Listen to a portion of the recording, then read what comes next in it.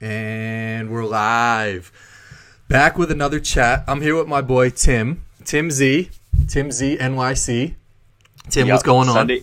Sunday morning, 10:30. Yeah. I got a cup of coffee with me and ready to rock. I'm happy to be here. That's one thing that I miss about New York is just grabbing like a little cup of coffee, like the little things. There's a cup of coffee, bacon, egg, and cheese, a quick bagel. In Chicago or anywhere else, nothing's quick. You can't just grab something real fast and go. And that New York mentality, which is something I've seen from you a little bit more after high school, is just like that fast pace. Like you work fast, you do diligent work, but it's just like give my stuff quick. You've embraced that New York lifestyle, right? Of just like grabbing stuff quick and all, right? Yeah, you know what? Like I've lived here my whole life, other than a quick stint in LA, which ended with a dislocated kneecap, which happens happened 4 times in my life. Oh, I was gonna say it happens all the time. I was like, that shit never happened to me. Happens to me all the time. Was playing in a men's league out there in Hollywood. And I was fucking balling that day, Corin. You know, it always happens when like you're 100%. At your best. Yep. Look at KD. He was like what, 4 for 4 or something. And then exactly. Pop. Exactly. I was going off. Get this, where I'm on the defensive end of I'm on the offensive side of the ball, and the ball kind of gets deflected out towards midcourt, and the ref blew the whistle, but I didn't hear it, and it was a dead ball. And some guy grabs the ball at midcourt and goes the other way to lay it in, like one-on-none fast break type stuff. He didn't hear the whistle. I didn't hear the whistle. And I chase him down and go to block him, catch some body contact, land funny. And I didn't know anybody in LA at the time. You know, I had just moved out there. This was right after college. So this was 2010. I was staying with like a family friend, interning, just, kind of doing my thing out there. And I had started playing in this men's league, just to like get to know people, of course, just for something to do. And this was towards the end of the summer. It happened. I feel it. This has happened to me before, so I knew it was bad. Oh. I limp out of the gym. I was like, I gotta go. I gotta go. And they never saw me again. Oh, luckily, I mean, knock on wood, an injury has never happened to me, but I've been in the gym for serious injuries, and I will never understand that feeling of just, 1, you're in shock, 2, you might be in a little bit of pain, but 3, there's some like embarrassment too, because it's just injuries are embarrassing. Yeah, because you're not a professional athlete. 100%. If you're a professional athlete, there's a little glory there. But if you're just like an average Joe, like you or me, it's fucking embarrassing. Yeah, and you want to still have like that manlyhood of like these people that you don't know, where it's just like, no, I got it. I don't need help. Like, but like people want to like shoulder you to the sidelines and all this stuff. Yeah. But I didn't know you moved out to LA. What was the decision behind that?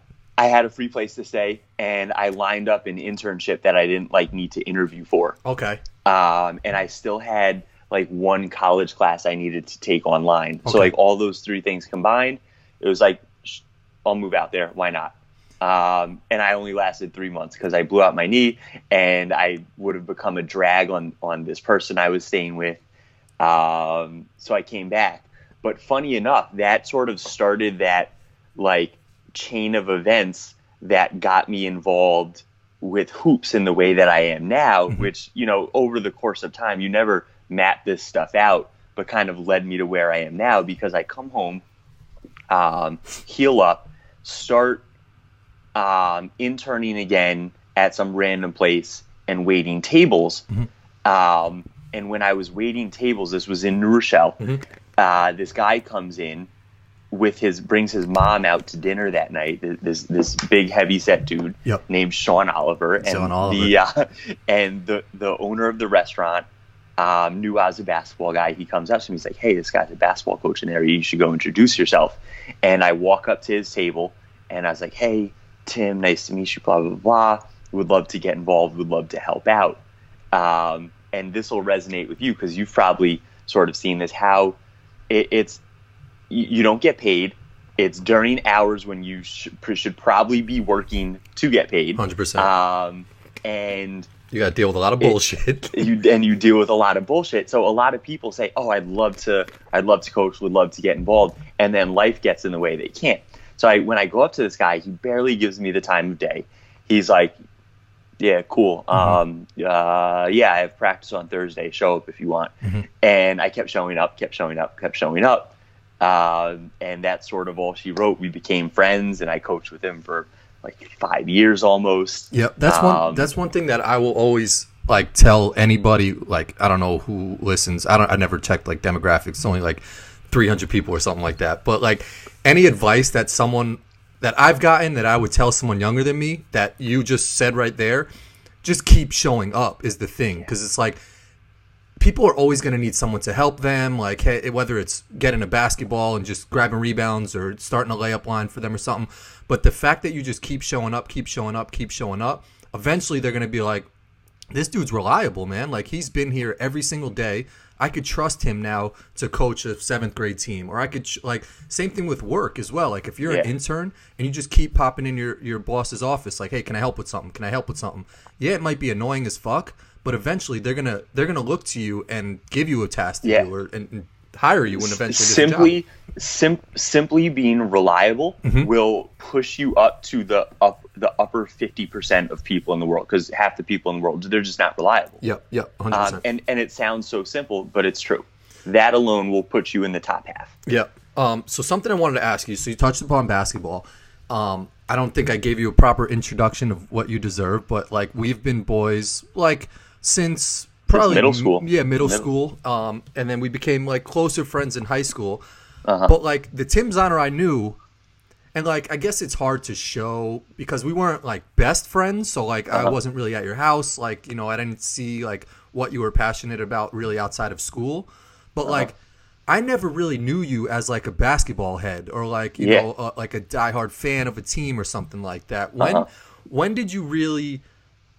And maybe it was when you graduated, but like, were you a big fan in middle school? Like, take me through your childhood of like teams you were fans of and stuff like that. Funny enough, huge. I was a huge fan. When I was like 6 years old, I didn't watch cartoons in the morning. I ran outside and I got the newspaper and I studied box scores. Really? My first love was basketball, but then in middle school it kind of became baseball. Okay. And I was a Mets fan, so. We're not going to go. We're not going to delve too deep into that. Although they just did a Jerry Seinfeld bobblehead last night that looked ridiculously cool. They're coming back. Yeah, the Mets are back. When I was like 5, I think I signed up for the Penny Hardaway fan club. I was a huge Penny Hardaway fan. So this was 93, 94. Okay. So these were like the Shaq and Penny teams. And the jerseys to match, which just put it over the top. Oh yeah, the star and of course that crisp blue was like a tealish blue or whatever. I can't find the color line, but that like aqua blue. Absolutely. And I got like the little Penny bobblehead doll, a signed 8x10 from him, which now it means nothing, but back in the day, the signed 8x10, that was a big deal. Yep. And then my next door neighbors, so my parents are out of towners. They're transplants. Okay. My mom's from Oakland. My dad's from St. Louis. So I didn't have a sort of natural team, like a family rooting interest in any teams, but our next door neighbors were big New York sports fans, and they were Mets, Jets, and Knicks fans. So I became, in turn, a Mets, Jets, and Knicks fan. Yep. Really early on. But I was sort of interested in all sports. But I did grow up around the corner from a court. It was a suburban neighborhood, but this dude had a 2-hoop basketball court on his yard with like a slanted driveway, and he had a bunch of basketballs that were in a garbage can, and kids could just show up and play. Mr. Ponds, I'm sure. Yeah, of course. Yeah. So I would hang out there every single day. We just hoop and hoop and hoop and hoop and hoop for hours. But I was, once I got to high school, I just wasn't that good. And to your credit, I mean, we also went to a high school that was Class AA. That Ray Rice played basketball. Our graduating, our sort of like era featured a starting 5 of like Ray Rice, NFL All-Pro, Courtney Green, NFL starter, Yep. Jeff McDermott, all Big East freshman of the year. Yeah. And then you got like guys like Tony Gill, who's no slouch. Yep. And so just couldn't make the team. Yeah. And then like wanted to be cool, hung out, blah, blah, blah. And, but always a sports guy. But I will say that I became re-obsessed when I was like 19 or 20. When I was in Binghamton, I would go play like club ball and go play pickup as a way to make friends, really. Mm-hmm. And so it just was like a re-obsession. And early on, I recognized that I wanted to work in basketball. And I don't know, I think that, so I was 21. So right after college was around the time of like the LeBron James sweepstakes, and the NBA was just kind of coming into its own. Mm-hmm. And also I think it was like the earliest days of what has now become phenom culture in and around young high school players. Yep. Right. So this would like, I don't even remember who like the earliest like phenoms were. Probably like John Wall, like the John Wall mixtapes. And, we're I'm trying to think of some guys too, but like Akil Carr. Do you remember like Akil Carr, the miniature dude from Baltimore who's like 5'7" and just a beast? No, I don't even. I take it back to. Well, I want to ask you first. Do you think that there was some contribution to you wanting to get involved with basketball, being in the area you were from? Because like there was sort of some royalty with like Mount Vernon is one of New Rochelle's biggest basketball rivals. So you had seen New Rochelle Mount Vernon rivalry. You went to Binghamton University, and I don't think this happened while you were there, but something I remember from Binghamton, they had got a kid. They had made the tournament the first time in like however long, and there was like Tiki Mabin and DJ Rivera, and like they played Duke. I have a great Tiki Mabin story. Okay, great Tiki Mabin story. Do we want to give a little background on Tiki Mabin first for any basketball people living, because it's sort of like a sad story. Hopefully it's good now. Maybe he's coaching in the Albany area or something. Well, I'll touch on it. How about that? I'll weave it into my story. Perfect. So the year they made the tournament, I was a junior in college, and I spent my entire year abroad in Barcelona. Mm-hmm. As a quick side note, while I was there, I went and got courtside seats for like 35 euros to watch Brandon Jennings face off against Ricky Rubio, which was really sick. cool. Yes, very cool. But that was the year they made the tournament, and they had gotten an assistant coach from Georgetown, Kevin Broadus, and he brought in Shady. all these like misfits and malcontents and like bad apples. No, if any of y'all watch this, no disrespect. I don't think DJ Rivera's watching this. Let's be real. You guys were bad apples at the time. And so they bring in all these guys and they make the tournament, and going in. So I come back, that late spring, and I'm going back for my senior year, and there was a lot of excitement about how, another year together, maybe they can make a tournament run. Mm-hmm. This is a pretty good team. Tiki Mabin was a beast. DJ Rivera was a beast. Yep. And I guess in September of that year, so before the basketball season started, I think the whole team got caught up in a test cheating scandal, and then Tiki Mabin, I think, got knocked selling crack in upstate New York somewhere. Yeah, he was from Schenectady, right? Yeah. Yep. And then I don't know if this was in or after, but DJ Rivera got caught stealing like condoms from Walmart or something like that. Yeah. Yep. Just not a good look, guys. Yeah. Not a good look. Yeah. So here's the coolest part about that. Because this is America and you're innocent until proven guilty, they got kicked off the team, but they didn't get kicked out of school because, they had to go through the whole process. So my senior year, they played in the rec gym every single day, and I got to share the floor with like Tiki Mabin, DJ Rivera, and they were beasts. But like one thing that was really inspiring is that I would match up with Tiki sometimes. Really? And he would, 4 out of 5 times he'd destroy me. But I was, I had grown at that point. I had started to like work out because you're in college. And I recognized that in like the slightest capacity, I could share the court with it. That's pretty cool. Yeah. And that kind of that was pretty inspiring. Yeah. and like, at some points they would pick, we'd pick fives, and they'd pick me, and I'd be like, all right, you want to know what I kind of know what I'm doing now here. I think that, that's an awesome story, because something we'll get into a little bit later is like a company you started called Point God Project. It's hard to say. Point God Project. Point God Project, which is heavily streetball, New York City.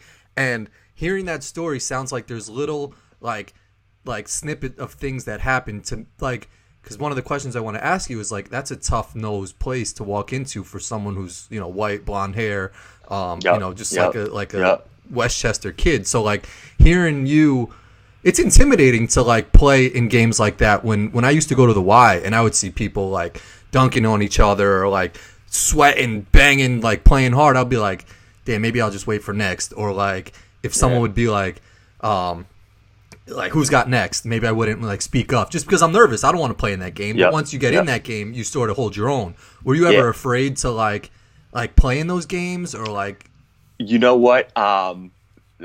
Going back to like the early story about how I blew out my knee a few times, all playing hoops. Yeah. After that point, like, you talked about how it's like mostly shock, not really that much pain.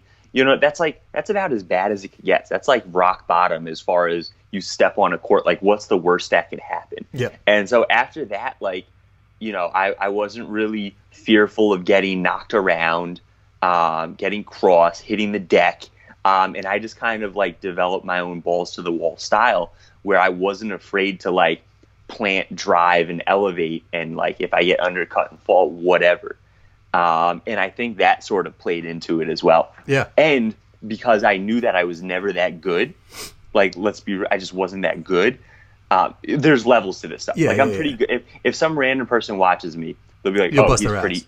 I'll bust their ass. Yeah. And they'll be like, "Oh, he's pretty good." Yes. But in having been involved in basketball for a while now, there's levels to this stuff, man. Like, these guys that even they're playing D3 ball, they're so good. Yeah. You see that with the NBA now, where these guys are coming out of like wherever Dame Lillard is from, the guy Ja Monet or whatever his name is. Like, they come from these small schools, and people are like, "Damn, where's this guy from?" And it's just like, he's been a killer his whole life. And like, people will always say, because I worked with a couple D3 schools, the difference between D3 and D1 is really not that much. Like, it's opportunity, fit, and luck. Exactly. Is really what it comes down to. Yep. I agree 100%. All the guys in the NBA, save for the top 20 or so guys, numbers 21 through 380, the talent margin is negligible. They're pretty much interchangeable based on finding the right place to play with the right group of teammates, the right coach, the right personal development staff, professional player development staff. And that's the difference in a few vet minimums contracts and a 3-year, $65 million deal. Yeah, it's all about, like you said, a lot of stuff has to align the right way. You got to make the right decision. If you make the wrong one, it could cost you millions. It could cost you a contract. I know a couple people. My former boss was he played in the NBA for a while, but he had said, he had got a phone call from whoever the GM of the Lakers was when they were going on their run with Shaq and Kobe and all those guys, and they were like, "Hey, we could bring you out to LA. You got to take a smaller contract, but we're going to win a couple chips." And he was like, "Nah, I don't want to do that. I want to play." So I think he was with the Raptors. He didn't take his deal with LA. They signed Mark Madsen. Madsen went on to win a couple chips, and now like he got to show off his great dance moves. I think he signed another contract after that with like, I don't know, maybe the Timberwolves or something like that. And like, he had a nice career. So it's a matter of like, do you want to take a shot and like put yourself out there for these D1 schools, or do you want to go to a D3, be the man, and potentially get a workout with like a summer league team? So like, it's all just crazy decision making that like you don't think about when you're 18, 19 years old. Yeah, and I think that players and their support systems around them are starting to smarten up about that. Yes. And starting to recognize that. And then I think another recognition is that character has a lot to do with that. And if you are a high character player, you will find a spot on a roster as opposed to a low character player who might be marginally more talented. 100%. Because these teams recognize that the talent margin is so thin that they'd rather have a high character person walking into their office Yep. every single day. Yep, 100%. It's a business. So you graduate from Binghamton. You spoke about going out to LA. What was your goal when you graduated college? What were you? Did you know what you wanted to do? No, not at all. I was a political science major, mediocre grades. I mean, yeah, don't sell yourself short. Binghamton's a really, really good school. It is, yeah, but at the same time, like getting into colleges like that, like it wasn't as competitive as it is now. I was always a good student. I was always like, no bullshit, I was always a good student. But my same resume would not have gotten me into Binghamton in 2019. You don't think so? Because it's gotten much more competitive. School in general has gotten much more competitive. And I think also people are starting to realize the financial cost too of going to a SUNY school versus like if you're in New York and you want to go to Florida or something like that. It's just like the amount colleges cost now is just absurd. Yeah, exactly. But I had no idea what I wanted to do. And so I was just like, and it's funny, I've kind of operated my career in this fashion, and that like I focus on my input, like, work hard, have initiative, try new things, make connections. But as far as like outcome, I'm really opportunity focused. So I just look out for opportunities.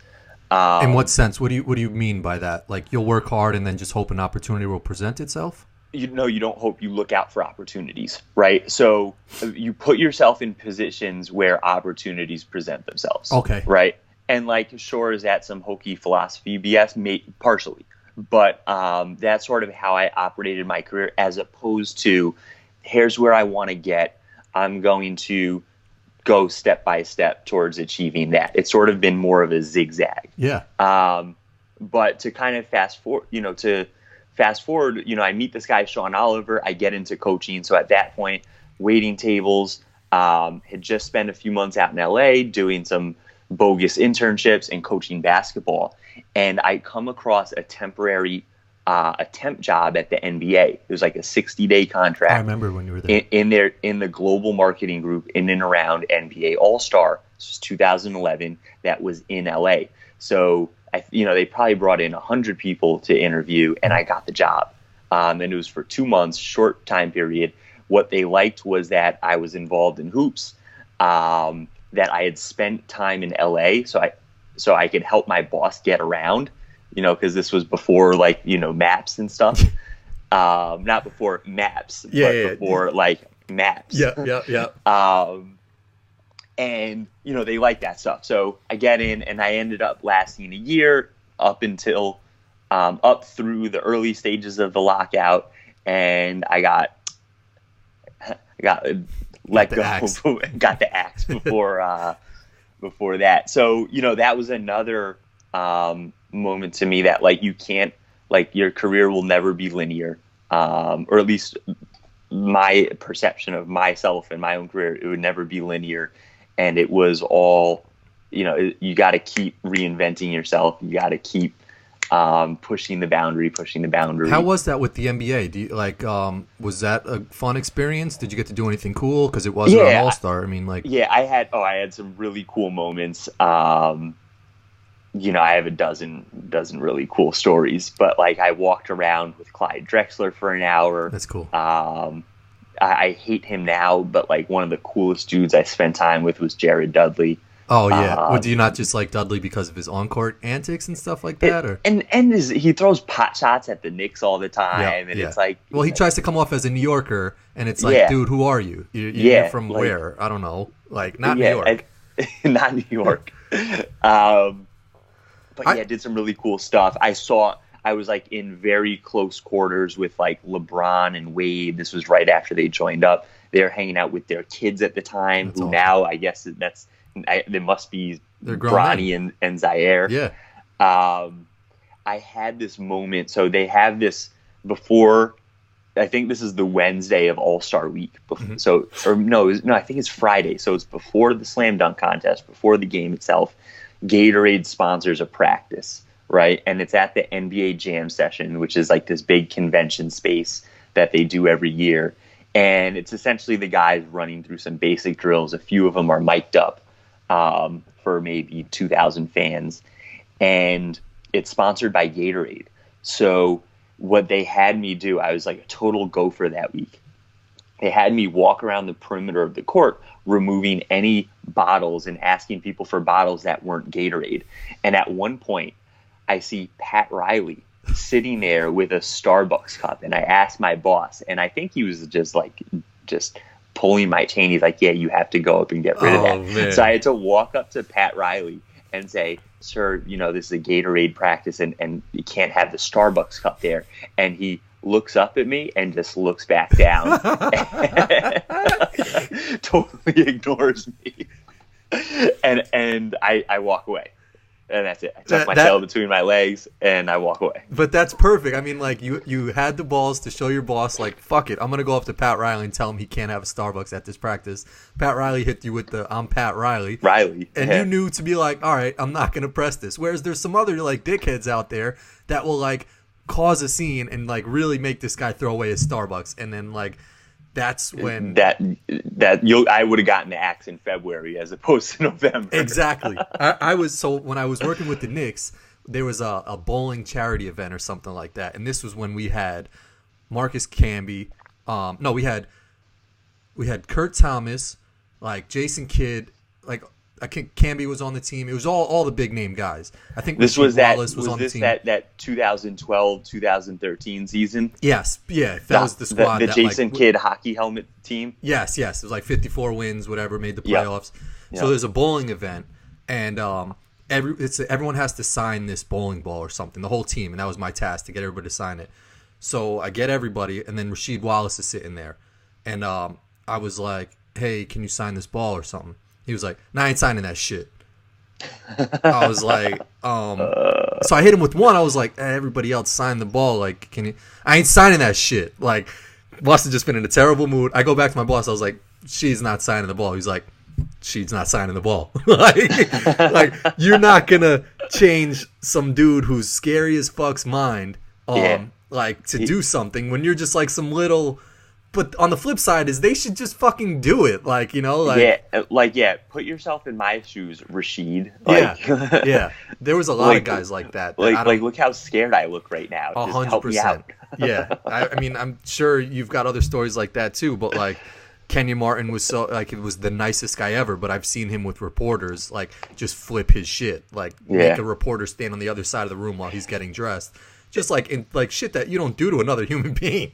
Yep. On the other end of the spectrum, I have a cool guy, tough guy moment from that same week at All-Star. Mm-hmm. After the game on Sunday, right guard hosted a party in downtown LA, like right across the street from the Staples Center. Mm-hmm. Actually, I take that back. This was Saturday night after the dunk contest, and it was at like Jamie Foxx's nightclub or whatever. Oof. And it was essentially a bunch of right guard executives, NBA employees that were invited, and a few NBA players showed up. Like one of them was Al Horford. He was kind of weird, kind of quiet. He was young at the time. Mm-hmm. Big Baby was like man of the people. He was out on the dance floor, cutting it up. And at one point, and Big Shot Bob was there, Rob Horry. Oh, so classic. I'm standing there's like this stairway that comes to the top. It's sort of maybe like 30, 40 stairs. So it's a pretty prodigious stairway. And then the club is at the top. And they had me at the top of the stairs, kind of like working the secondary door. And Rob Horry wants to leave for a moment. And he comes up to me. I have like a badge type thing on. He goes, "Hey, if I leave, can I come back in?" He's like, "Will you remember me?" And I'm like, of course you're Rob Horry. Of course you can come back in. And so he leaves for like 3 minutes, comes back up. And when he gets to the top of the stairs, I'm like, "Hey, sorry, no re-entrance. All exits are final." And he goes, but, and I'm like, "I'm just messing." That's awesome. Yeah, that was my cool guy moment. So the NBA internship ends. You head back to New York after the injury. You're waiting tables. You start coaching youth AAU basketball. And this is something that intrigued me about you, is that you've seen basketball at all different levels. So you've just gone from the NBA now you're taking, I mean, now granted, you're not a coach, you're not, you know, you didn't draw up X's and O's, but you still have seen the NBA mindset, and now you're bringing that back to AAU basketball, where you were coaching what level? So it started with a fifth grade boys and girls club team, which teaching the love for the game. Yep. They weren't that good, but what this part is important. What I was exposed to is the sort of like boiler room New York City basketball environment, because we would bring our kids down to True Ballers in the Bronx, IS8 out in Queens. Audience, do your research on IS8 and like what that means. LeBron played there. Yep. And these are like cutthroat environments. And what I recognized is, one, like how packed these gyms were on Saturday mornings for like 6th and 7th grade basketball teams. Yep. But also how many levels there were to this stuff, where chances are wherever you are in the world, audience, if you're not playing at this level in 7th grade, you're already way behind. Yeah. And you got a lot of catching up to do. Well, so to that point, what would someone, because I know in Chicago there's like Mac Irvin, there's mean streets, but like someone in the suburbs, like, do they got to go all the way down and find those programs, or like those programs finding kids and bringing them to the Saturday practices or something like that? Yeah, you got to go try out for these programs, and you have to be playing Wrens or Gauchos or Riverside Hawks or the Jayhawks. So you were coaching Team 914, which is a big program, but like, were you ever worried that kids would go to those bigger programs and like leave the team or something? The best players in Westchester were playing in those programs. Okay. So we're dealing with like talent pool 90th percentile and down, right? And so there were really good kids that and we could hold our own, and we'd win some tournaments here and there. But for the most part, the best players are playing in those tournaments, and they even have like in-house leagues, so you're not even seeing the best kids like playing externally. So something I wanted to ask you, because you've experienced New York basketball and you've probably played against teams out of state. But something I spoke to my boy Angel about was, and he's a coach in the Bronx. It's at like a smaller school, but it's still the Bronx. New York might be different than other states, but like, what's basketball like now? Because from what I've seen in all these highlight videos, it's like kids don't like contact anymore. They're not gritty. They're not really hitting each other and like being physical. And something that I told Angel was that I heard from a coach one time was like, he told his kids, as soon as you check in the game, like touch whoever you're guarding, like just touch him, put some like, just put your hand on his hand, put your hand on his chest, just make him know that you're there. What's New York basketball like? Like how are you teaching your kids at a young level?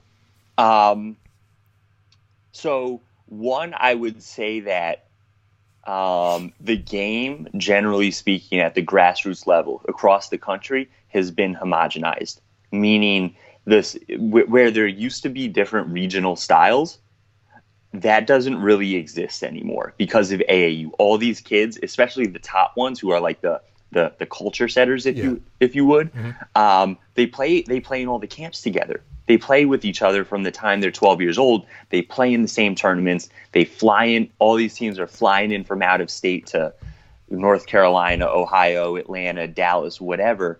And they're playing a very homogenized style of basketball, which but wouldn't you say that there's still a mindset that like they're still being from New York? So to get to your point, however, there's still like these inklings of regional culture in certain places. And in New York, there's still that, like, I'm going to go at you, you're going to go at me mentality. And that's like some hype beast, like clap in the face type stuff. Yeah. And you see fifth graders doing it, and it's classic. I love that. I would love to see that. It's absolutely classic. And it's physical, everything, at the high school level. One sort of like phrase that I picked up from a guy I coach with that I've sort of adopted is, there's no such thing as a foul. Everything's an and one. So you go to the rack, take the contact, you get fouled, and you're like, yeah, I got fouled. It's like, no, that's an and one. Yep. You need to score. You go through the contact and you score. And so I think that definitely still exists, and there's definitely a pace of physicality. We'll talk about Dykeman eventually, but like you see kids go and watch that. Awesome. And they see that old New York culture that still exists. So they're getting pieces of it. I'm surprised to hear that, though, because like from what I've seen is a lot of kids now will just watch like Overtime or House of Highlights, and it's just like crossover, or James Harden weird step back, and they start doing that shit. And where they're not watching just like a full game, high school game or something like that.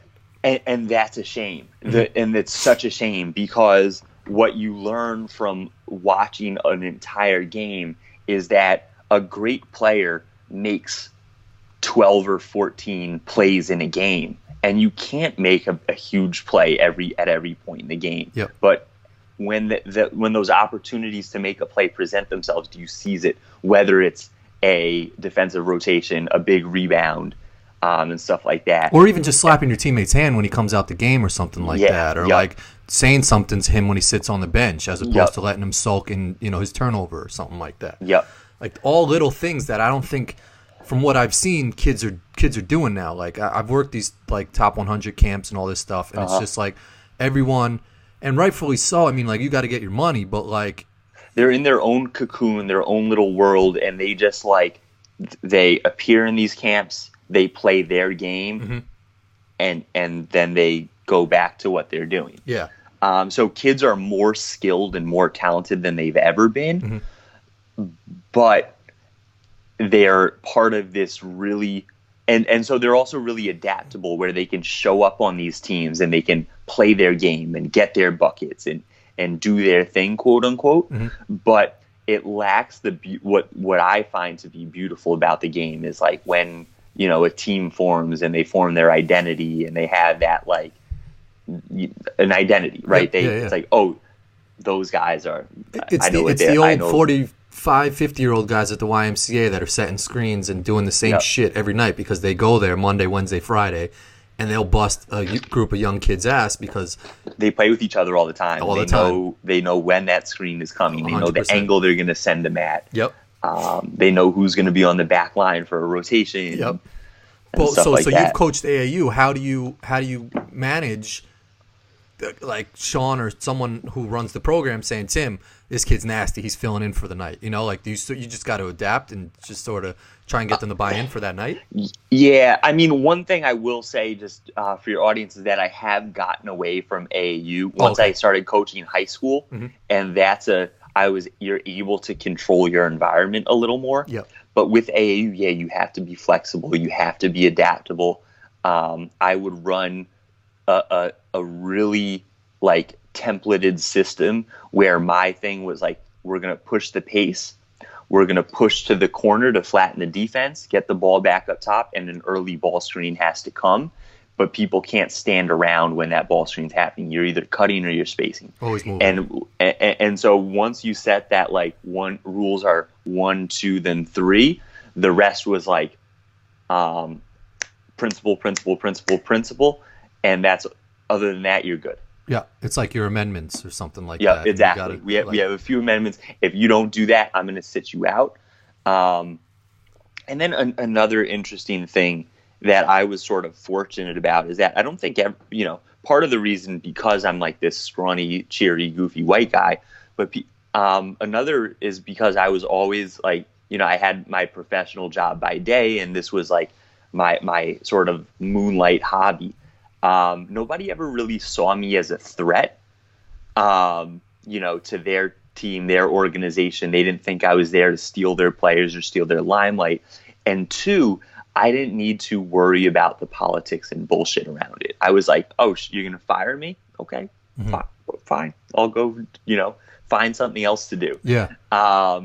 So I was always a little resistant to like placating certain parents or organizations or clubs, and I was like, no, you're not going to play my way. You're not going to respect the game the way I asked for it to be respected. Bench, please. Yeah, no, that's a good outlook to have. I mean, like, it's always awesome to have that security safety net behind you where you can almost say that, like, fuck you, dude, like, this is how we're playing, and that's how it's going to be. But there's a lot of people that don't have that shit, that coaching job is their that's their meal ticket. That's their livelihood. Yeah. I think is the better word. It's their livelihood. How would you balance parents like that? Because you probably coached some really good kids. And so we coached on a team, or you were the head coach. I was just assisting you. But we saw it a couple times where there's parents, and you're, like you said, you're going into like these jungles, man. These gyms are crazy. So parents are yelling at referees from the stands. Like, how do you're 20, 21 years old, 24, whatever your age is at the time. How do you manage a parent who thinks their son is the next LeBron James?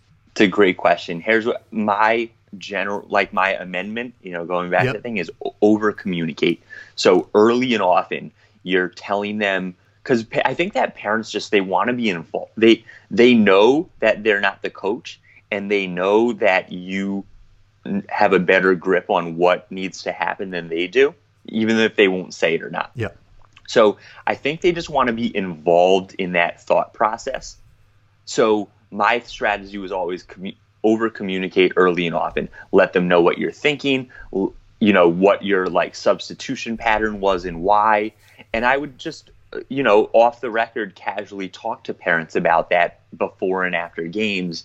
And during these tournaments, when you have 3 games one's at 9, one's at 1, and one's at 7 p.m., you have all this downtime.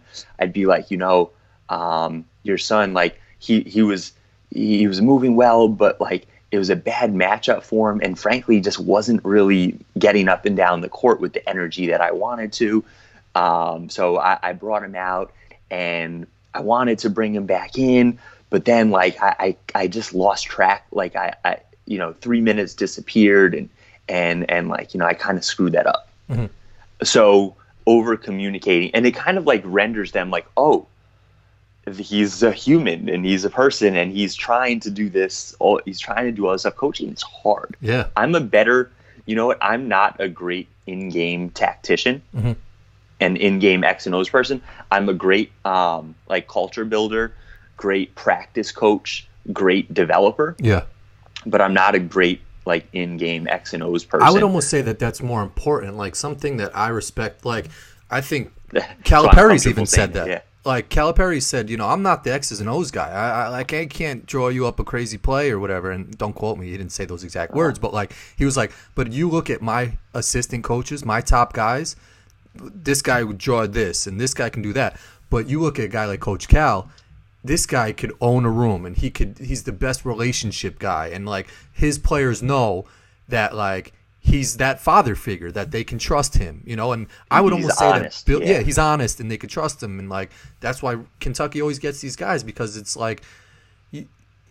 you look at these teams who win NBA championships too. And this is coaching at every level, but the relationship a coach has with their player, you see it when March Madness ends and they go over to Jay Wright and give him the biggest hug in the world. It's oh yeah, the relationship he's built with this kid is just so much bigger than obviously you build that relationship, but then there's got to be a point where you say, hey, you got to know when to shoot, when not to shoot, and they listen to you off of the relationship you have with them. So it's almost a better blessing to be a relationship guy than an X's and O's guy, because you be the biggest X and O's guy out there, but if you can't get your point across to a kid, it's gonna meaningless. They won't run the play, 100%. Or they won't run it the way that you want them to run it. And that's why I think you've done a good job of parents trusting you, because you don't get that a lot. You get a coach who just gets off of a loss or something like that, and you got a parent yelling in his face. It's dude, get out of here right now. Not right now. We lost. Your son sucks. And then it's just all right, well, fuck you. He's going to go to another team. Where you spend a little bit of time with them, being honest, telling them what the hell happened. They trust you, and they know not to yell or whatever they're going to do from the sidelines. Yep. And then so the last few years, I started coaching high school ball in the Bronx. I was an assistant coach. Mm-hmm. But when you're at that level, we were the Creighton of New York City, okay. Right? So we were a nice mid-major program where we were not Christ the King, mm-hmm. Cardinal Hayes, St. Ray's, but we had some pretty good talent, and we would knock off good teams. We took Wings down to the wire. We smacked Kennedy. This was all a year or two ago. Mm-hmm. And so we're a good team, right? Mm-hmm. We have guys that are now they're playing college ball. And just walked into a room, looked like a basketball team. Yep, yeah. And so we were pretty good. And the difference there is that, one, you need to remain eligible. Being on the basketball team is a privilege, not a right, because you try out and make the team through the school, and you don't pay for it, the way AAU works. And you don't you lose that like entitlement and privilege. And then finally, we practice every single day. We had an 1.5-hour study hall, 1:45-minute practice every single day, 6 days a week. And so that was a totally different experience, where you're less like managing these like pieces, these like things that float into your world and float out. And it's more that like you're locked in a room with 15 dudes every day. And it's like, how do you build that relationship slowly over the course of time? But you're not their friend. You're not there to be their friend. And that's a really important distinction that I had to learn how to draw that distinction over the course of time. But that's where respect comes in. And once you show them that you're there to be their basketball coach and make them a better person and a better player, then they start to respect you in much different ways. And like to this day, like those relationships are so deep. I remember I didn't coach this last year because I was doing point guard project and work and stuff like that. But I walked back into the gym, and there's just like so much love between like the guys, and it was just great to see each other. One of my players, who I only coached for a year because he moved out to go to school out in Colorado, we text all the time. He's like my son. And so that has been a much different experience, and it's much more pure to basketball, like 100%. What basketball should be. And so that stuff still exists. We don't see it with these phenoms and top 100 guys, but there's still like the median, right? The median in the middle. So where do you think it gets corrupted with like the higher level guys? Like you said, does their circle get too big and someone infiltrates that circle that starts telling them you can make a shit ton of money or something? No, it's a bunch of adults telling them what they want to hear out of these adults' own self-interest, meaning telling them how great they are, letting them cut corners, letting them skip practice, because if they do tell them like you're an asshole, what are these kids going to do? They're going to go to the club next door that will accept them with open arms and let them perpetuate this same sort of like low character behavior. And I'm not saying any of these kids are low character people, but the system around them has really just placated to them and placated them to them and placated 100%. To them. Sorry, continue. No, it's fine. It's a disservice to the kids, and it comes from adults who. It's such a high stakes environment, right? Glamour professions are always so high stakes, and there's a million people behind them waiting to take their spot. So I don't think it started with malintention, but they're just victims of a shitty environment. Like a shitty professional environment where this stuff is just part and parcel of everything. It's interesting because, I mean, like with the NBA or like you said, these glamorous jobs, there's other people that help, propel you to where the pinnacle, the top, So it's like you didn't really get there like obviously you're the talent. You got there because you're a great basketball player, but there's other people propelling you up there. Whereas if you're trying to become a lawyer or something like that, like you're going to make a shit ton of money, but like you could almost, when you become a lawyer, you realize all the hard work and like the time you put into becoming a lawyer. So like you sort of respect that grind a little bit more than you do if you're a star NBA player or something like that, because like you didn't have to grind that whole time, it's just that balance of like the glamorous job versus like, a heart surgeon or something like that. Yeah. And we could call it like it's a talent business, right? Yeah. So just like acting or music or something, it falls into that same category of a talent business. Yeah. I totally agree. One thing, a good buddy of mine, like diehard Knicks fan, he's one of the brightest Knicks minds that I know. He said that's where Melo got fucked up, was like he had that good team with Jason Kidd and all these veteran guys who have like worked their ass off and they're hard working, like in practice, not cutting corners. like a Rasheed Wallace, like those guys when they made it to the second round of the playoffs, whatever. Yep. Yeah. And then Mike Woodson took over the team and just let sort of Melo cut corners, not get back on defense, and he sort of reverted to old Melo. And that sort of was the downfall of his career, because Woodson let him do all that shit. And then when Woodson got fired, I forgot who the next coach was, but he still maintained that same type of like, I'm just going to do whatever I want. The last coach just let me do that.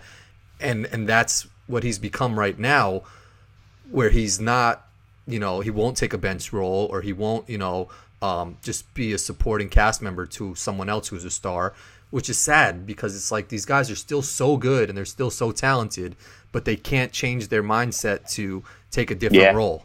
Yeah, and he's such a quality person, Carmelo. Like, ask Annie, he's just he's a really cool, really just a high quality person. Yep. But when he's in an environment where people are enabling him, it doesn't matter how great of a person you are. It's 100%. The environment. And so you see that a lot in AAU. I think that there still are programs out there that, check your name at the door types. Yep. And so that still exists, but more the people who don't have that like pillar of like, we have our program, it's bigger than you. Yeah. They fall victim to that. Like, oh, we need you. You're the best. Anything you want, 100%. Young man. Yep. Yeah. It's like, and it's so weird. Like, what are you doing? What are you glad? They're sellouts. A 15-year-old for? It's a child. Yep. Yeah. So from the coaching high school, and this is where the bulk of what I wanted to get into with you. It's something that I respect a lot with you doing, because I remember a while back, we had a conversation. I think it was on the phone or something like that. But you were like, I was trying to get you in touch with a buddy of mine who knows a lot of New York basketball people, and you were like, I really have this vision for like a street ball, and I'll let you touch upon it a little bit more, what you're doing now, but it was a vision for like a street ball documentary, New York City basketball type of So I will say it's not just street ball, right? Okay. It's New York City basketball culture. So famous coaches, legends, the city programs, grassroots circuits, just people AAU. Who laid that groundwork for New York basketball. And I had recognized how deep and rich this culture was, beyond the pinnacle percentage that everybody sees, and all these figures, like you said, that laid the ground behind it. And so I had this exposure to it, and I had, I've always had like a little bit of like a marketing mind, having worked in that. I'm not going to call myself like some whiz marketer or whatever, but I had like an ability to like construct in my head like what this should look like. You had a good feel for it. A good feel for it. And I had all these sort of organic connections from being a coach in the space. And, that was not only from coaching, but also I lived, a lot of people don't know this, in 2015 and 2016, I lived up on Dykeman for a couple years. Oh, I didn't know that. Like a couple blocks away. And we didn't have a TV. I was just like subletting a room, couple people my age, and we didn't have a TV. So during the summer, that was like my television. I would show up dolo, like scrawny white boy. And the best part is like it gets so crowded that if you show up with 4 people, you can't find a seat. But if you're just one person and you like got a little chutzpah, you just like walk up, you point like, oh, that seat, can I sit there? And they're like, and so I just like end up courtside all the time. That's awesome. And I just watch, right? I could buy a nutcracker, sip on it, and and just watch and just kind of take it all in. Let me just give you a lot of credit, because a lot of people can't do that, man. Like I think people understand New York City basketball, and your Point Guard project is amazing. I think the content you capture is incredible. But even before starting that, even going to a park like that, like you hear about Rucker, you hear about Dykeman, you hear about West 4th, but like you just see it and you never go to it. So I give you a lot of credit for like going to these tournaments and just embracing it for what it is. Yeah, and like it can be like as cutthroat as it is. I think what you find in going there, I encourage all of you to go and check it out for yourself, because it's a experience and a spectacle like no other. But people want to share that culture. and share that experience with others. So if you come as like shit from the other side of the world, be like, hey, I've seen Dykeman and I just want to experience it. Like, go, just go. Yep. Like you'll have a blast. So get into a little bit more what exactly like. Yeah. So point guard. So I came up with this idea for essentially a channel, a TV channel, kind of an online TV channel in and around New York City basketball culture, the people, the places, the faces of, and I wanted to sort of marry all the content together with an aesthetic that was like very New York, right? If you follow Bleacher Report or Overtime, it's all like trap music and stuff like that. Yeah. Again, homogenous culture. So I sort of infused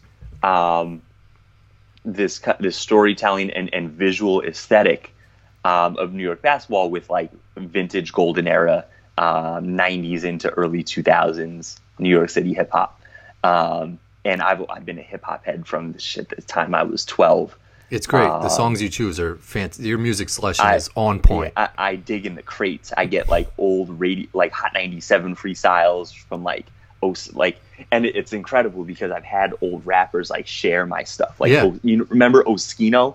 I don't.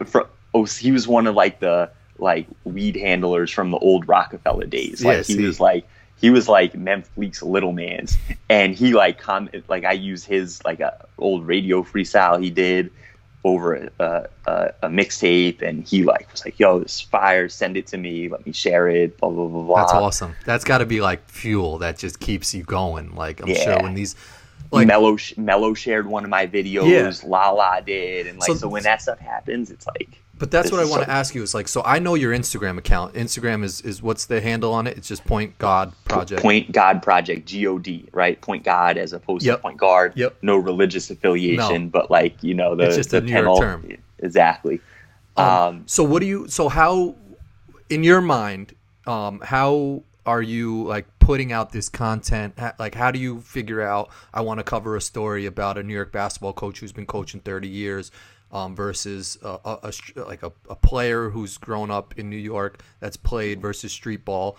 How are you filtering things out? Because I just know the Instagram page, and one thing I wanted to ask you was like, is there a YouTube page? Do you do because YouTube, I feel like would be an incredible channel to put all that on and do like a series or something. Absolutely. Here's the thing. Here's what I learned early on is like as I was I never did like creative work, never did any sort of film production before I started doing this. Picked up a camera, developed a unique sort of aesthetic, and just kind of ran with it, and then went to just produce as much content as possible. I'm talking a video a day, which is not easy to do. No. But I was my own person. I was just one person, and I was broke. So what you learn is that film production is really expensive, not just for the equipment that shoots it, but storing, exporting, saving, sharing, distributing all these really heavy files. Yep. And so I just didn't have the storage bandwidth and time to edit one in widescreen and one in vertical, and sort of different file weights, and have them both on my phone. And then I was also obviously running into copyright violation on YouTube. Okay. So I couldn't monetize it anyway. Mm-hmm. So I figured that I wanted to choose one channel and do it really well, as opposed to do a couple channels, like cross channel, and be okay at each one. Yeah.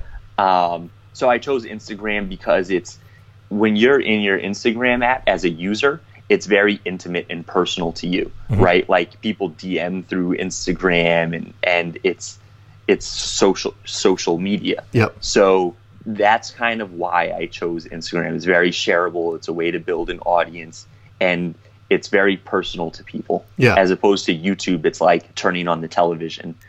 But don't you think like you can get like some awesome like stories? I don't know. I just like I'm a fan the longer format ones. So that's my next sort of frontier. Another consideration is that people don't really have, like, my audience skews young. Yeah. And skews like social environment based. So people don't really have the time to sit down, the patience to watch a 5-minute video. But I think you also be surprised too that there's old basketball heads out there. Like, you found a niche in New York City, like basketball, that is just like never really been touched upon. Like, there's so much history, there's so much gold, that you do an awesome job of like, the Instagram is amazing. Like, the music with the cutting, and like, I give you so much credit because like it keeps my attention for that time. It's just like, I don't know these guys playing street ball, but it makes it like I know this dude who's about to cross up this other guy, and like it just feels like I'm there at the court, and you do an amazing job of covering that atmosphere. I would say my next frontier is long form stuff. Mm-hmm. I've done a couple pieces. I was in like a film festival for a fictional thing I did a few months ago, but another thing is like this point guard project can't go on forever. Mm-hmm. Right. So it's going to naturally have to transition into something else. Not that the concept or the channel can't go on forever, but I can't do it forever. Yeah. I mean, eventually with it grows. I mean, you get someone listening is a content creator that is in New York that could help, go to tournaments or something like that. Like, things just grow over time organically, whether that's your staff or whatever, I don't know. But yeah, long form is definitely like the next. I have a few ideas that I can't let out of the bag. On air. But I have some cool ideas that I'm going to work on. I think and they're going to be longer form pieces. I think you really, like, when you told me about it originally, I was like, that sounds amazing, dude, because like for every New York basketball like history and story, there's point guard project in Ohio of like that, and it's like now there's a Florida coach. Like that was part of the early idea. I don't think you can do a point guard project everywhere, but there definitely are places. Like, there could be a Philly version, there could be a Chicago version, there could be a DC version, Seattle, there could be I was going to say a Pacific Northwest version, where they have these sort of like grassroots cultures. 100%.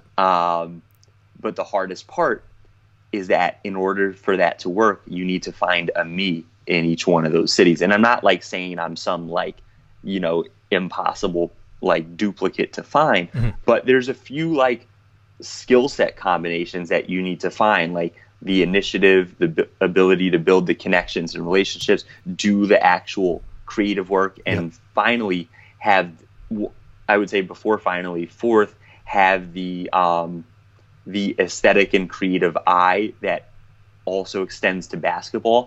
I'll tell you some other feedback I get, but finally the discipline to do it day in and day out.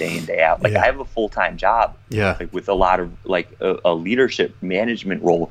And last week I went out, I was at a tournament out in Brooklyn till 10 at night, and I got home and I stayed up editing till 3 a.m, woke up at 6:30 and went to work the next day.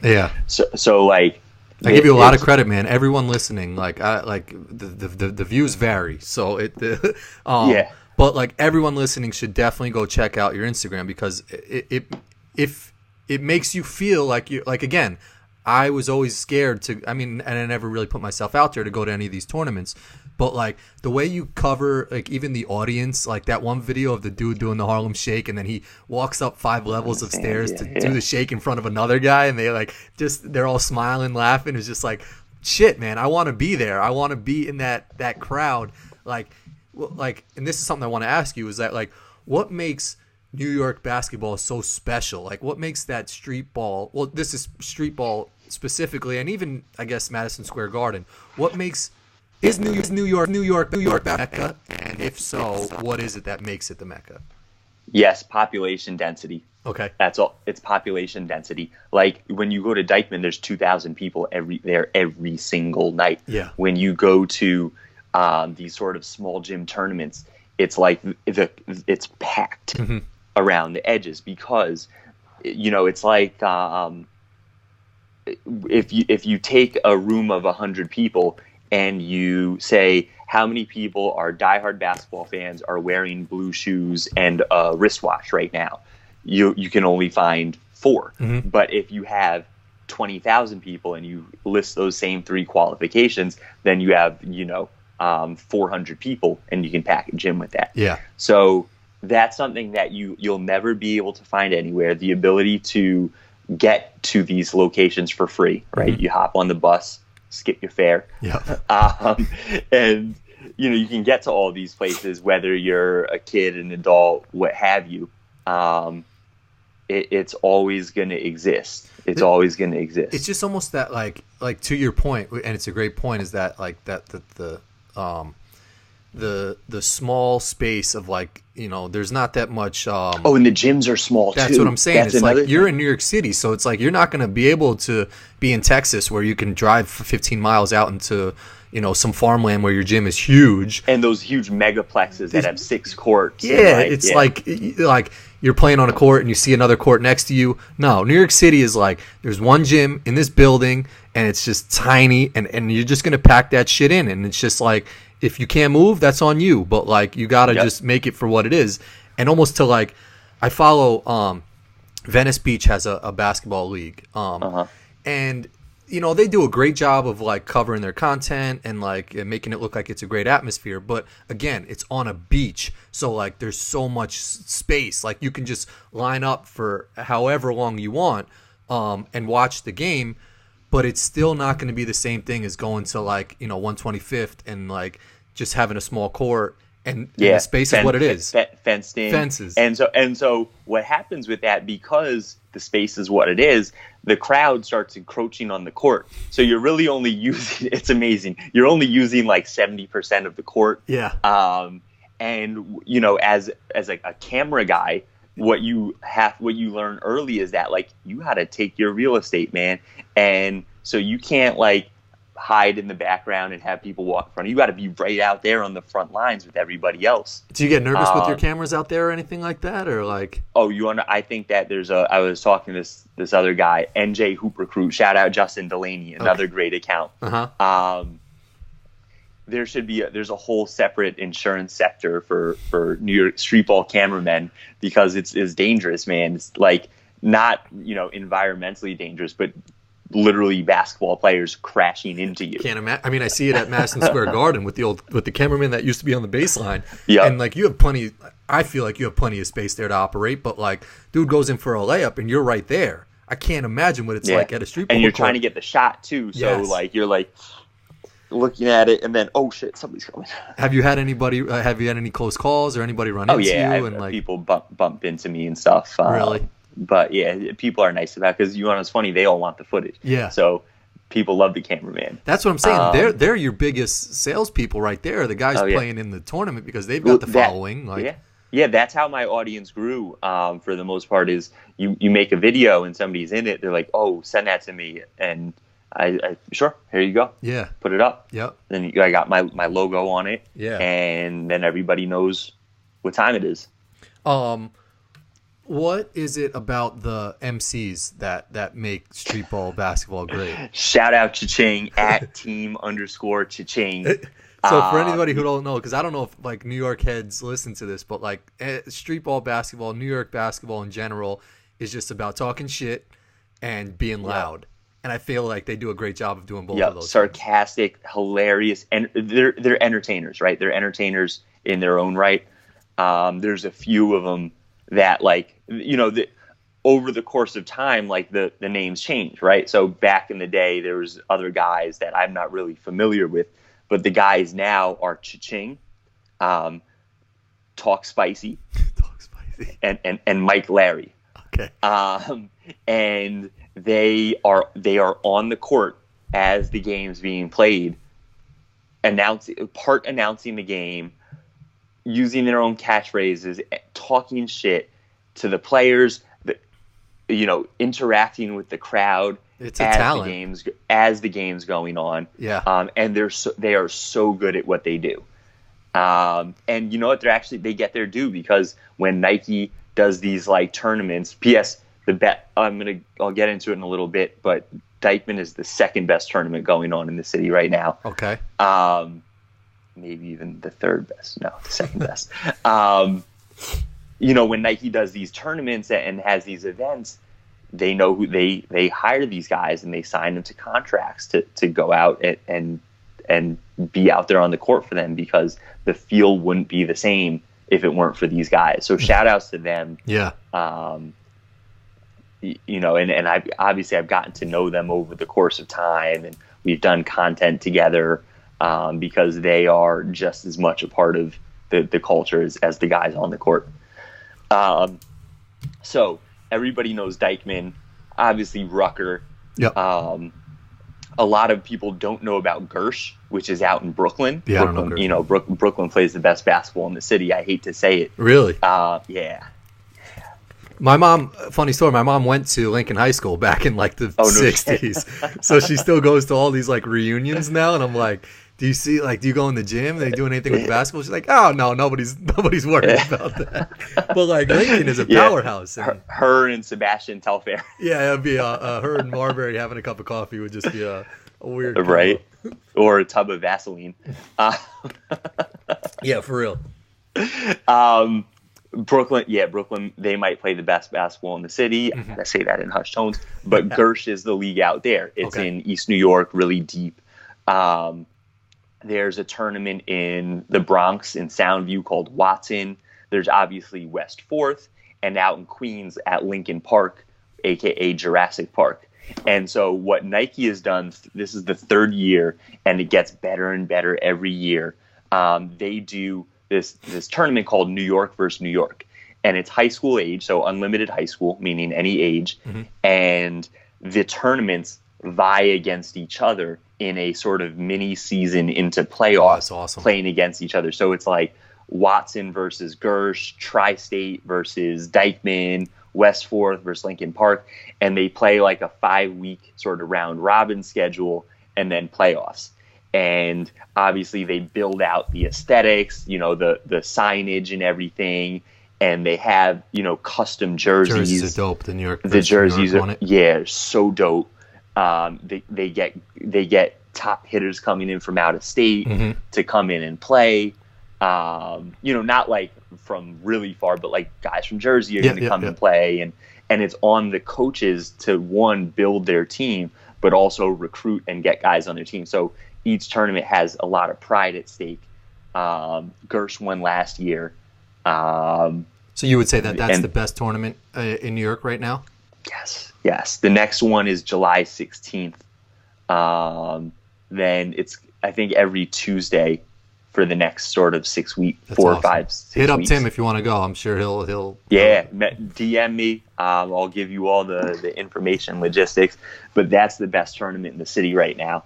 And, you know, it's kind of one of those things where you have to, like, you're not going to see this on, you know, overtime the way that you will Dykeman. Yeah. But so you say Dykeman. So Dykeman, is that like just like Dykeman's that like the Air Jordan of it? Like, you know, like people just, if you don't really know streetball basketball, you think Dykeman, and you don't really, you know, like New Balance makes other hot shit. Yeah, and the other tournaments are great too, but Dykeman is the best, right? Okay. Because, you know, it's right next to Dykeman Street, which is like a nightlife strip. Mm-hmm. So like, it's kind of easy to get to from a lot of different places.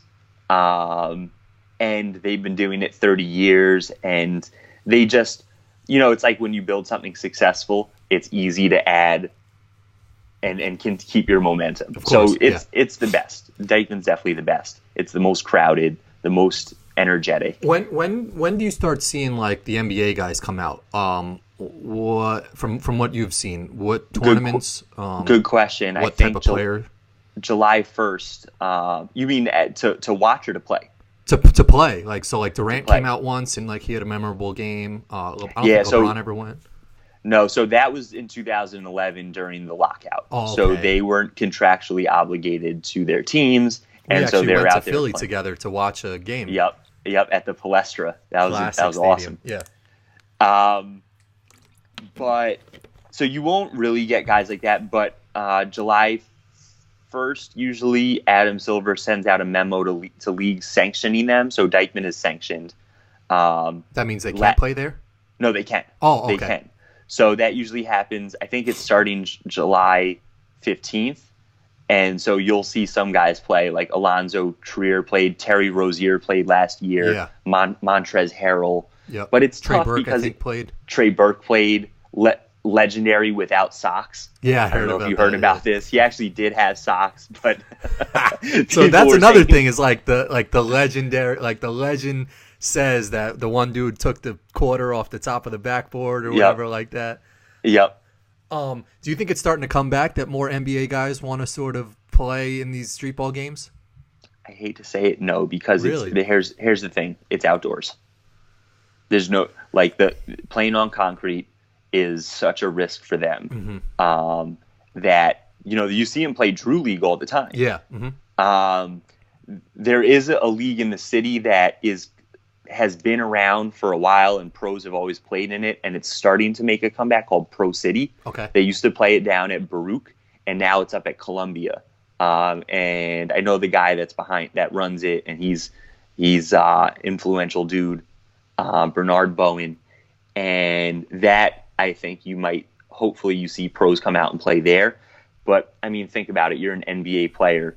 It's such a risk to step out on concrete and play just for your knees, and not even like a catastrophic knee injury, but like the wear and tear stuff as opposed to hardwood. It's just so funny because I mean, like, these guys have all grown up playing on concrete courts, and like that's just like the areas they're from. It's just all concrete, whether it's Brooklyn or Maryland or Oakland, and like for one night, I mean, like under the lights, I like. You see that old footage of Durant playing outside on the court, or like I name any other iconic guy. Speaking of that moment at Dykeman where Durant, he scored, I don't know, 50 points or something like that. Yeah. He played against Team 914 and they lost. Did he really? I didn't know that. Team 914 won. Sean Oliver was the coach. Wow. Mike Beasley played for Team 914. Oh, that's awesome. And Problem. Did you ever meet Problem? No. Aaron Williams, New Rochelle guy. He was like the longtime circuit star for Team 914. Okay. Hit the game winner in that game. Really? Not a buzzer beater, but like the clinching basket. That's a good little fun fact. So for people that like we mentioned earlier, but Tim used to coach for Team 914, and I helped assistant coach for him a couple games. So like. That's nice. So I could sort of say that, you know, I was affiliated with a program that beat Kevin Durant. Yep. And I definitely want to say that more now. We could sort of trans into his sellout move of going to Brooklyn. But how do you feel about him and Kyrie going to Brooklyn? It's cool for the city, number one. I hate the Nets personally. Same. But it's cool for this. It's going to be cool for the city to have them here. You think so? Day in and day out. I don't get. There's a lot of nuances, and I'm happy to go into tons of detail. Yeah, go into some of them. Generally, I think it's cool for the city to have that megawatt star power here. You don't think there's no downfall of it being Brooklyn? I just feel like Brooklyn has no sell to it in the NBA world. Forget the NBA world, the New York world, like. Nobody's Nets. There's no Nets fans. None. Like everybody's a Knicks fan. Yes. And I had thought that Kevin Durant was like a student of the culture of the game and would know that. I thought so too. I think my theory is if he doesn't get injured, he takes a meeting and he comes to the Knicks. I agree. I think it put a little rush on his career with the injury, having to sit out a year, that he made the move to Brooklyn. And there's going to be less pressure there. More upside, less downside. Yeah. Or not more upside. No, definitely not more upside. Yeah. Less upside, but much less downside. Yeah. And Kyrie, I guess, is a Nets fan. Apparently, I didn't know this, but whatever. But it's still the same way it would have been for the Knicks. It's a huge roll of the dice. It's a huge risk that they're taking. And if it pays off, great. You know, they're great for them. But it's still a huge roll of the dice.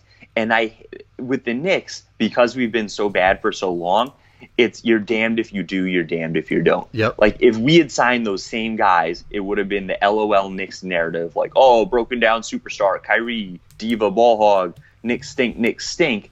And if the Nets went out and signed Julius Randle to a team-friendly 2-year deal with a team option and all these veterans with team options, like, oh, Sean Marks is a wizard, blah, blah, blah. Great point. You know, and yet it's the other way around. And so it's like, oh, Nets, shrewd management, new management in town. Remember the famous Jay-Z tweet that turned out to be nonsense? Yep. And with the Knicks, it's like, thought we were getting Kevin Durant, got Julius Randle. And so, like, the Knicks went out. They were a bunch of really smart signings. They maintained flexibility for the next 2 years, this year and next year, all team options. So if they outperform their value, they could re-up them. They didn't deal any of their assets. They're going to be able to have veterans in the locker room with their young guys that they value. And it's what they did was the anti-Knicks. Like that, this is the stuff that we've been begging for years, and they're finally out and doing it. But you know, it's not. New York fans know that, so it's really just the ESPN, like bozos. It's like it's Stephen A. Smith yelling on TV that we didn't get a huge star name, you know? Yeah. And so for the Nets, it's a huge roll of the dice. I think they'll, look at Kyrie Irving, like one of the most talented players out there, and obviously has championship cojones. Elite player. But before LeBron came to Cleveland, he was perpetually on 30-win teams, wins that chip with LeBron, comes back, goes to Boston, kills their locker room. They played better without him in many stretches. And then he has that shit end to last season where he looks like he quit on the team. And he's never healthy. And he's never healthy. You can't play a full season. So I hope it works out for you guys, but like at the same time, it's a huge risk. Yep. Kevin Durant, I think he's going to come back and be a very productive player. I think so too. Maybe at 80% of his own capacity, which is still a top 20 player in the league. But even then, you're committing $40 million a year to a top 20 player at 30, and you're really only capitalizing on 2 years out of a 4-year deal, because year 2 is going to be shaking off the rust, and Giannis is going to be 26, and the NBA could look entirely different in 2 years, just as it does every 6 months. So it's a huge roll of the dice. They need to do this because their attendance ratings are worse and their TV ratings are worse than the NBA. Yep. I just think they're going to be in for a rude awakening when, if they are successful and God forbid they win a championship, they're going to realize no one gives a shit. No one from New York is going out to the parade. You might get some fake fans in Brooklyn who will throw you a parade down, I don't know, Astoria Boulevard or whatever the fuck is in Brooklyn. Flatbush Ave. Yeah. But like, no one's going to come out to their games, and I think it's just a sellout move because Kyrie, the media is not the same over there. You're not getting the same Knicks people that are just annoying the shit out of you every day.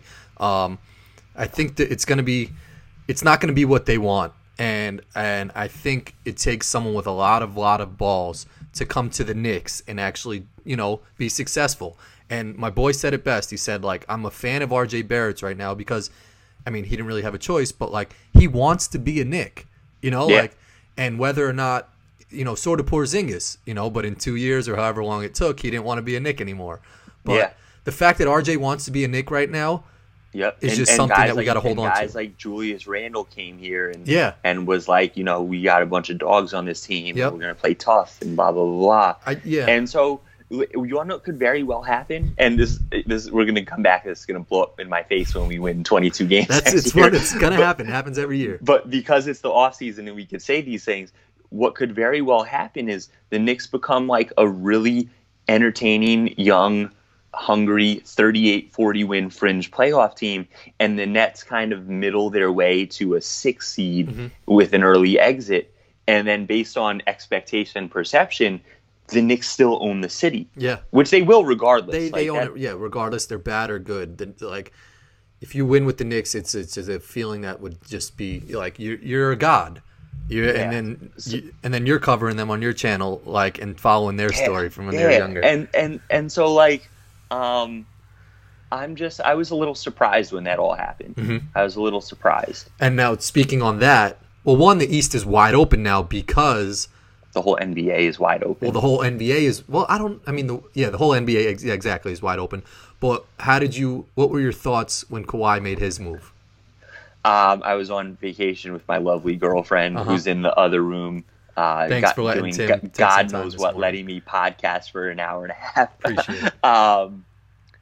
But I woke up to it like, I knew that they were one of the final teams. I wasn't going to be surprised one way or another, wherever he ended up going. But seeing Paul George leave so quickly, it was just, the NBA is the best. And the shit that they got back in return, those draft picks, is just like absurd.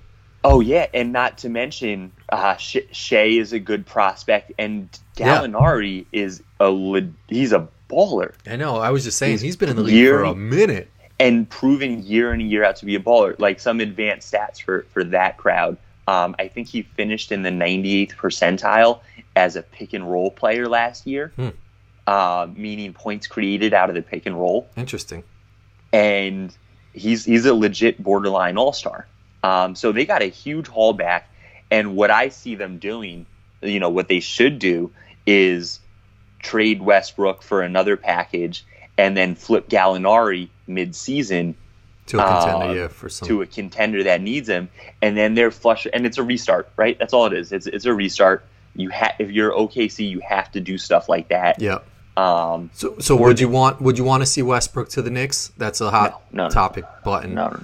I don't know. I mean, if you don't touch RJ and Robinson, and you could finagle a couple picks in there, we could be in the Eastern Conference Finals with a Westbrook combo. I don't know. I don't know because that. He's 30. He's had a few knee surgeries. He has a huge amount of money committed to him. It just wouldn't. It's not the time. Yeah. It's not the time.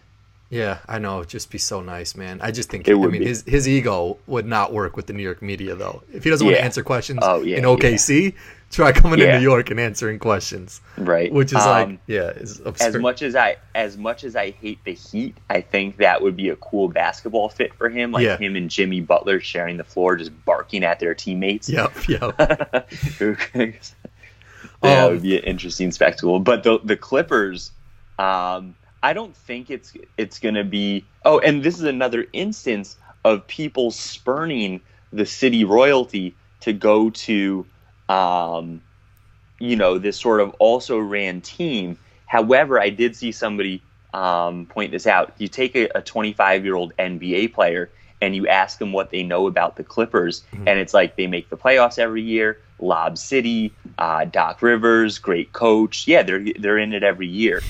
Little do they know.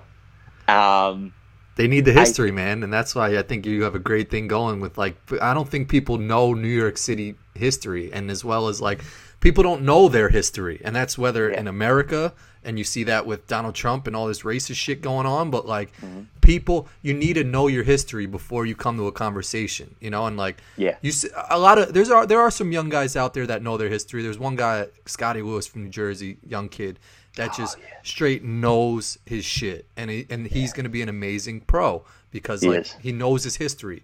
Character out to ask that kid. If you have the knowledge, like, I hate listening to these interviews with these young kids that, like, to your point, will just be like, oh, Clippers is Blake Griffin, like Redick was making threes, Lob City.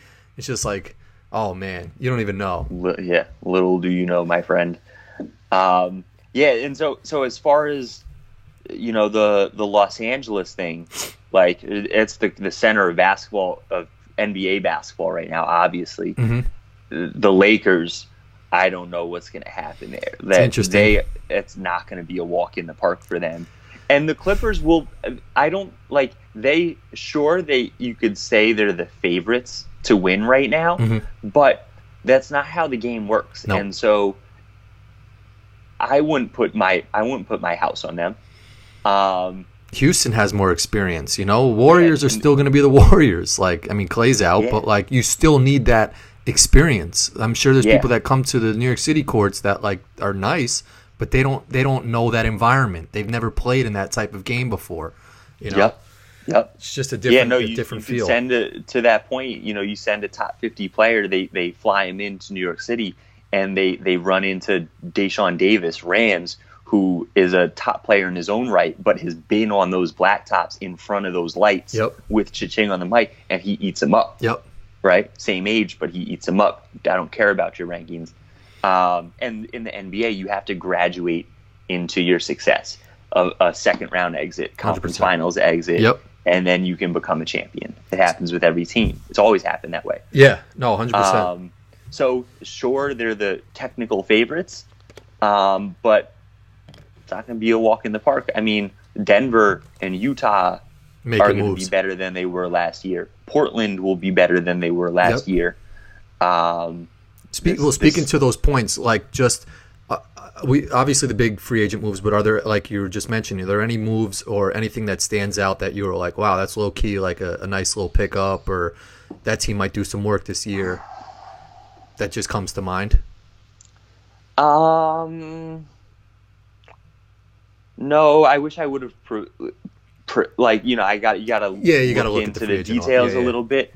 I think that, as much as I hate to say it, Boston will be fine next year, and I think they'll be pretty good. I think you saw Hayward start to shake off some rust last year. Yeah.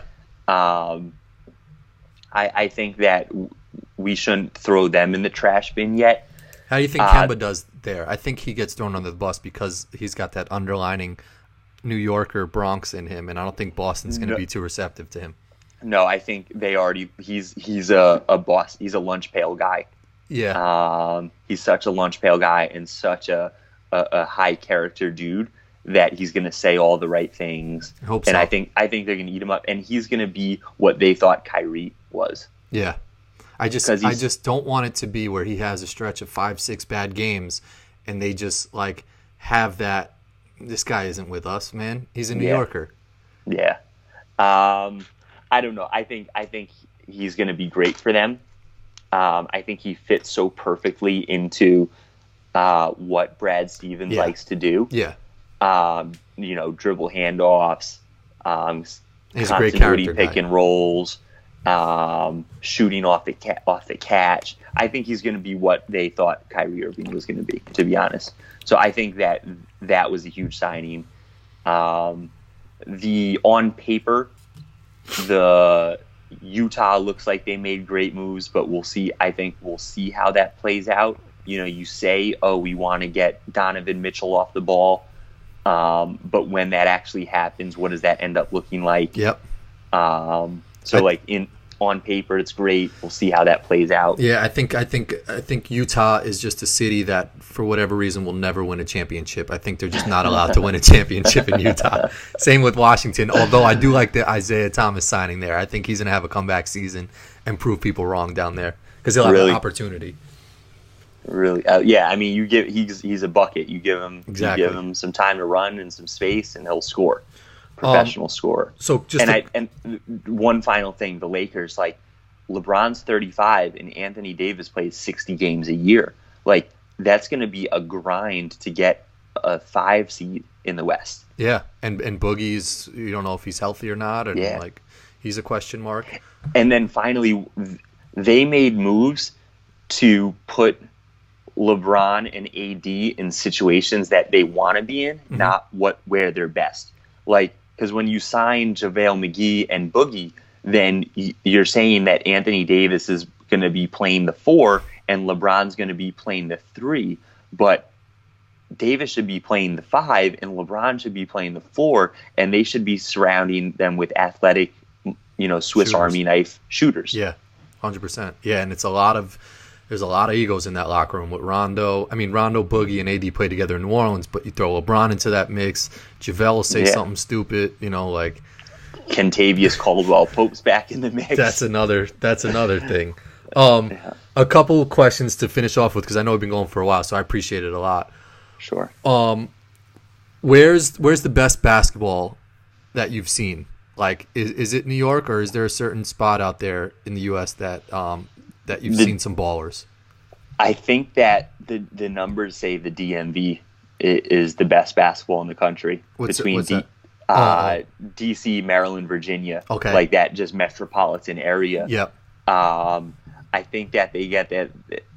I mean, dial in and tell me I'm wrong, but I think they get that perfect mix of city and country, where you can have the packed environment and you can have the space to go work on your craft. Yep.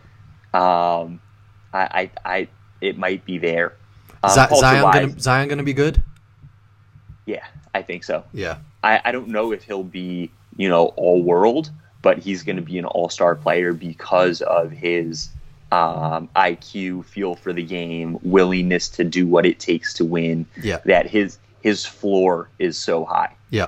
Yeah, I agree. His floor is so high. And he's from that Carolina area. That's why. Carolina as well. Yeah.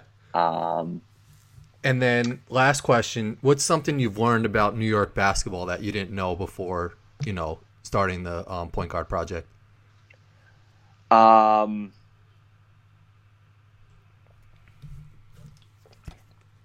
think that I learned it was more reinforcement than anything, or relearning things, that talent comes from all over, and you can't say, oh, he's perceived as the best player, thus he is the best. When you go between the lines, you have to come out as a winner in any game. Yeah. And you see that in the not just in the streetball tournaments, but in the Catholic school. We didn't really touch on the Catholic school league, which every team and coach and program is so strong that in order to win that league, you need to be such a dog every game, that there's so much talent everywhere. You talk about nationally, the narrative would be like, oh, New York City talent is down. I'm seeing it everywhere. Yep. Guys that even if they end up playing low D1, like they're still, NBA players come out of low D1 environments now. So there's so much talent everywhere. Opportunity and fit are so important. And there's still such a love for the game. Yeah. Yeah. Still such a love for the game. Yeah, no, I see that too. I think there's a love, but I just hope it doesn't get watered down with all of this, just extra highlight culture, and that's something that you do a good job of separating yourself from, some of these other accounts that are just a highlight culture. Yeah, it's funny. One piece of feedback that I got that stuck with me was that somebody told me that they appreciate that when they watch the 1 minute cut up, they feel like they saw the game itself, because I don't just do crossovers and dunks. I'll show the deflection, the loose ball, moving pushing the pace up the court and stuff like that. Yep. In an artistic way. And if your team wins the game, mm-hmm. you are going to be in the majority of the highlights, right? So if you lose, you don't make the tape, kind of. Yeah. Right? So you have to win. Yep. I don't care if you have the guys that will share my video and get me tons of views. You have to win. Yep. No, that's a good motto to stay with. And I kind of stick to that because my early thesis was I don't like highlight culture and I don't want to be part of it. Sometimes in moments you fall victim to it, but for the most part I've stayed away from that. Yeah, I think that probably makes your job a little bit easier too. I mean, a lot of these guys are just waiting for to bang it on somebody, and if they don't get that, they go back to their boss, which you don't have any bosses or anything like that. But it's I didn't get it. Yeah. You don't have to worry about that when you go to the park. You're just I got awesome content that I hope people love, which they do, which is showing. Yeah. So what's next for Point Guard Project? More New York versus New York stuff. I've gotten away from the short form interview documentary stuff that I did, mm-hmm. and I'm going to get that back going later in the summer. I think that'd be amazing to cover these guys like the MCs and all that stuff. You should pitch a series to ESPN, man. They used to have Streetball. The N1 Streetball used to be on ESPN. I watched it religiously after high school. Yep. There's no coverage of that anymore. There's got to be a series for that somewhere. Yep. So that a little more Dykeman this summer. So still that outdoor streetball environment. And then once we get into the fall, it's back to the leagues, like the Catholic school leagues and stuff like that. So stay tuned. PointGodProject, Point God Project, all on Instagram. Yep. DM Tim if you want to go see a thing, or he'll tell you which courts to be at, the dates, all that stuff. Yeah, absolutely. If you need like a point in the right direction, don't be afraid to DM me. I get that all the time. I get people from all over the world who say, "Hey, I'm going to be in New York. What tournament should I go to?" And I'll be like, "Oh, this week you got to go check out this team, play against this team at this time." Yeah, or even a little. Oh man, like how they do the pizza tours. You invest in a little bus. You drive around every borough in the tournaments they got going on. Give a little tutorial on the history behind it. Right. Oh, you could build a whole vacation around it. Crazy. Like if you're from, I don't know, wherever the hell you're from, Japan, Montana, France, whatever, shit. Montana, you could build an entire vacation around going to visit these sort of like holy grail sites. Absolutely. That was awesome. Anything else you want to touch on? That you want to say to close out? I think I hear my daughter crying. I gotta go tend to my better half. I like that shirt though, the top 100 camp. Yeah, man, I stole a couple of these from there. Tim, I appreciate it a lot, dude. Thank you very much. Hold on. Who's that? Hold on. Harlan plays. Can you read it? Harlan plays the best basketball in the country. But you just said Brooklyn. I know. It's a shirt. No, that is a fire shirt, though. What is that, Nike, or is that? Nah, it's this company called Raised, RAISED. They just got like vintage throwback shit? Yeah, really cool stuff. That is a dope shirt. I did see that when you started the conversation. I was going to say something about it, so I forgot. But I appreciate it a lot, dude. Thank you. You're definitely welcome back if you want to talk about whatever the hell else you want to talk about. Let's do it. Thanks, dude. All right. Thanks, guys, for listening. All right. Peace out.